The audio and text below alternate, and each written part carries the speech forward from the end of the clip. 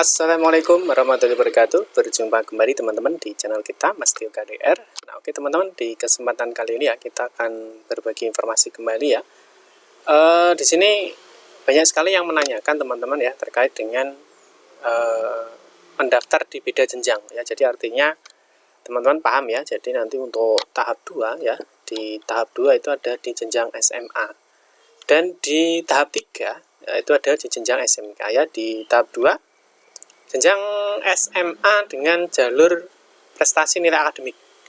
Nah, sedangkan di tahap 3 itu ada jalur yonasi untuk SMK ya. Nah, yang menjadi pertanyaan teman-teman, tidak diterima di tahap 2 ya. Jadi peserta didik, calon peserta didik ya, itu sudah mendaftar di tahap 2 ya, di jenjang SMA. Nah, ternyata tidak diterima. Ya, bisakah dia ikut di tahap 3? Nah, tahap 3 itu padahal kan SMK ya. Apakah bisa mendaftar atau mengikuti tahap 3 di jenjang SMK? Nah, sebelum kita lebih lanjut membahas terkait ini teman-teman, mungkin bagi teman-teman yang baru bergabung di channel ini ya, atau mungkin baru melihat video-video kita, jangan lupa klik tombol like dan subscribe. Silahkan bunyikan lonceng notifikasinya biar Anda selalu mendapatkan informasi-informasi terbaru dari kita.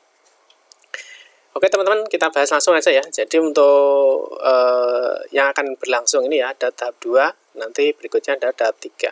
Nah, di tahap 2 teman-teman ada jalur prestasi nilai akademik ya untuk jenjang SMA. Dan nanti di tahap 3 ya, di tahap 3 itu nanti ada jalur yonasi ya.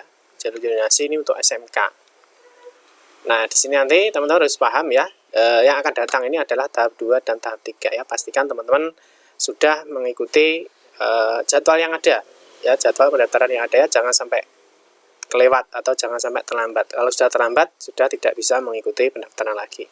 Nah, bagi teman-teman yang mau daftar di jenjang SMA ya, jenjang SMA saja, itu teman-teman bisa daftar di tahap 2 dan tahap 4.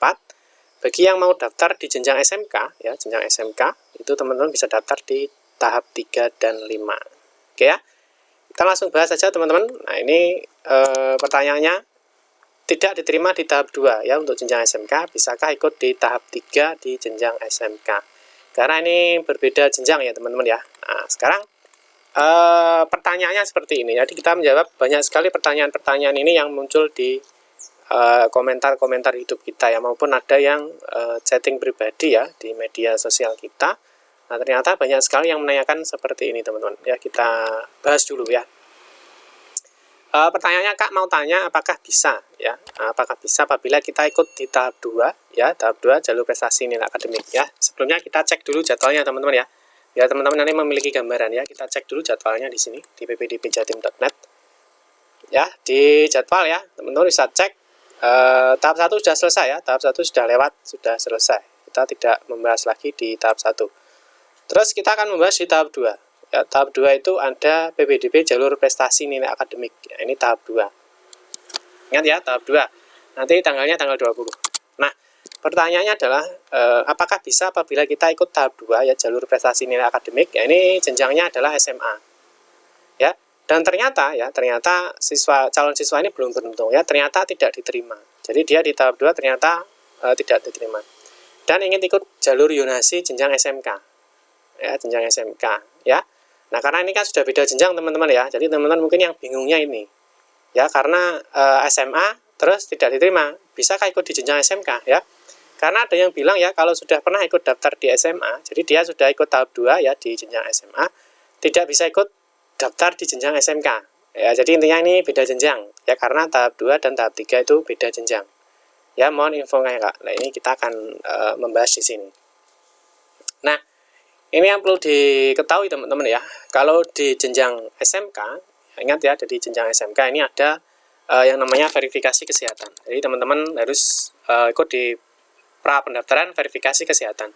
Ini teman-teman nanti yang harus dilakukan dulu ya. Kalau misalkan di tahap 2 belum beruntung atau misalkan gagal ya, teman-teman ingat, kalau mau ikut di jenjang SMK ya, di SMK itu ada jurusan-jurusan tertentu itu yang mensyaratkan harus tidak buta warna dan tinggi badan. Ya, jadi teman-teman kalau mau ikut di tahap 3 di jalur yonasi SMK ya, tentunya teman-teman harus lakukan dulu verifikasi kesehatan. Ya, mulai kapan Pak ya? Mulai sekarang boleh untuk verifikasi kesehatan. Kalau teman-teman untuk jaga-jaga ketika teman-teman nanti misalkan di tahap 2 belum beruntung ya, nanti bisa ikut di jalur yonasi jenjang SMK ya. Siapa tahu mungkin ada calon peserta didik ya ternyata yonasi SMK-nya lebih dekat, jadi rumahnya dia lebih dekat dengan SMK ya daripada SMA. Itu nanti juga bisa menjadi sebuah keberuntungan ya. Jadi teman-teman yang dekat dengan SMK nanti bisa ikut jalur yonasi SMK ya. Oke teman-teman ya, bisa dipahami ya. Oke, kita kembali ke pertanyaan sini. Nah, jawabannya adalah bisa teman-teman ya. Ini jawabannya bisa. Nah, kenapa bisa Pak? Nah, ini jika belum diterima di tahap 1, sorry, kita ulangi lagi ya, bisa ya. Jika belum diterima di satu tahap, ya artinya entah itu tahap 1, tahap 2, tahap 3, atau tahap 4, ya, atau di jalur ya, baik itu jalur afirmasi, jalur pembinaan tugas orang tua, jalur prestasi hasil lomba, yaitu bisa ikut di jalur atau tahap berikutnya. Jadi artinya kalau teman-teman misalkan di tahap 2 ini belum beruntung ya, di jenjang SMA, teman-teman bisa mengikuti di tahap berikutnya. Tahap berikutnya adalah di tahap 3 ya, di jenjang SMK.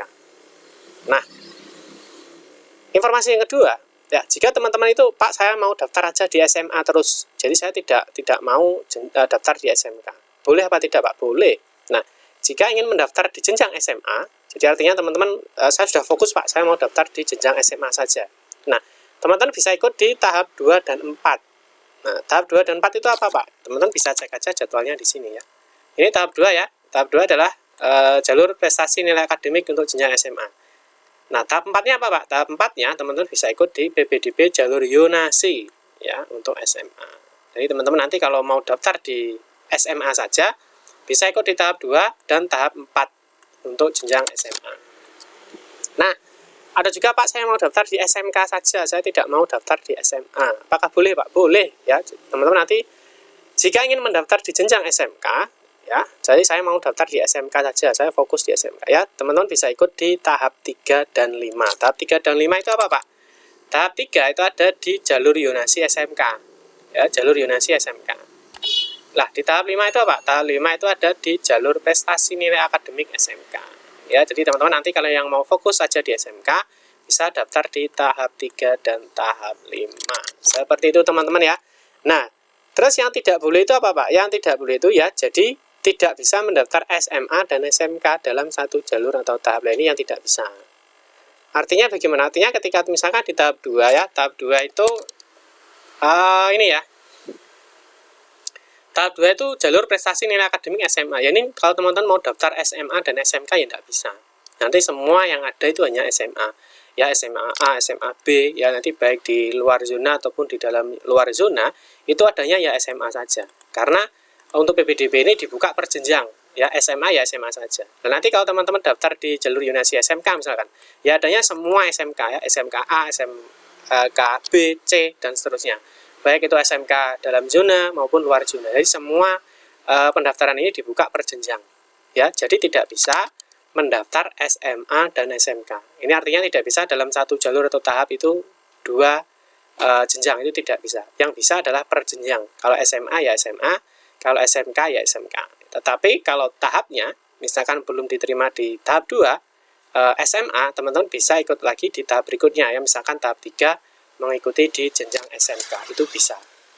Seperti itu teman-teman ya, semoga bisa dipahami. Jadi teman-teman sudah tidak bingung lagi ketika teman-teman nanti, misalkan di tahap 2 SMA belum beruntung, bisa ikut lagi di tahap 3 untuk jenjang SMK. Ingat ya, kalau SMK ada persyaratan khusus untuk jalur-jalur untuk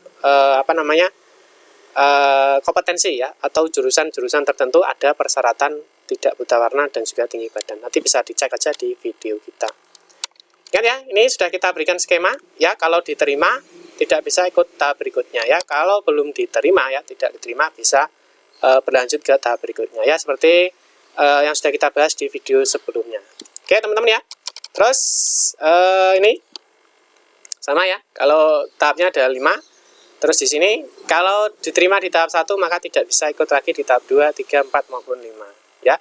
Intinya kalau sudah diterima di satu tahap tidak bisa mengikuti tahap berikutnya. Kalau belum diterima di satu tahap ya bisa mengikuti tahap-tahap berikutnya. Seperti itu teman-teman. Terus teman-teman nanti bisa cross check di ppdbjatim.net ya, setiap calon peserta didik yang tidak diterima melalui satu jalur dapat mendaftar di jalur lainnya. Ya, terus nanti di Juknis PPDB juga ada ya di bagian pengumuman dan konfirmasi hasil ya. Jadi peserta yang telah diterima, ini yang sudah kita bahas di video kita sebelumnya ya. Jadi yang sudah diterima tidak dapat mendaftar di tahap dan jalur berikutnya. Seperti itu teman-teman ya, semoga bisa dipahami bagi teman-teman yang masih bingung, yang masih menanyakan apakah bisa ya ketika tahap 2 di SMA dan tahap 3 itu SMK, apakah bisa mendaftar di dua jenjang yang berbeda.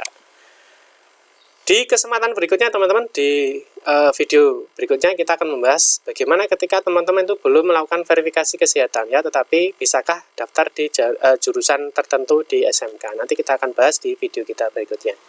Terima kasih teman-teman yang sudah menonton video ini ya. Mohon maaf jika ada salah-salah kata dalam memberikan informasi dan penjelasan. Kita berjumpa kembali di video-video berikutnya. Saya Giri, wassalamualaikum warahmatullahi wabarakatuh.